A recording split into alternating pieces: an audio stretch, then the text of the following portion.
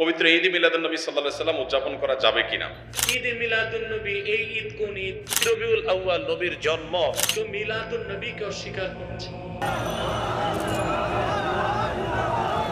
ঈদে মিলাদুন্নবী মানবতার মুক্তির দূত নবী মুহাম্মদ সাল্লাল্লাহু আলাইহি ওয়াসাল্লামের জন্মদিন উদযাপনের দিন। তবে এর ইতিহাস ও বৈধতা নিয়ে বিভিন্ন মত রয়েছে, আছে পক্ষে বিপক্ষে নানা বিতর্ক। আসুন এই উৎসবের সূচনা ও বিতর্কের কথা জানি।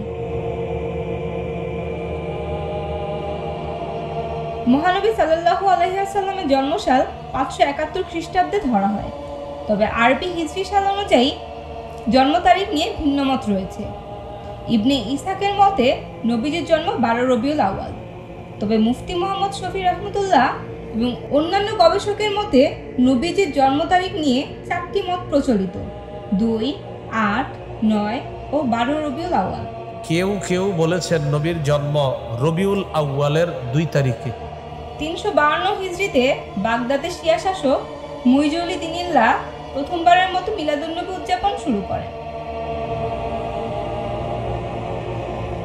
মিশরের ফাতেমীয় শাসকরা 12 রবিউল আউয়ালে এই উৎসব পালন করতেন।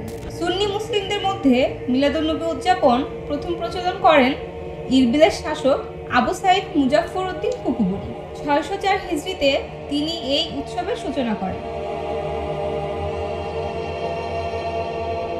এই উৎসব ভারতীয় উপমহাদেশ সহ বিভিন্ন মুসলিম দেশে জনপ্রিয় হয়ে ওঠে এবং সরকারি ছুটির দিন হিসেবে পালিত হতে শুরু হয়।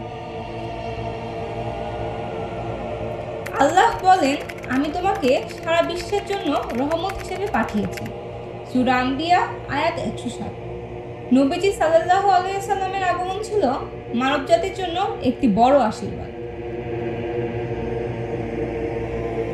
আল্লাহ বলেছেন, মুহাম্মদ সাল্লাল্লাহু আলাইহি সাল্লাম আল্লাহর রাসূল এবং শেষ নবী।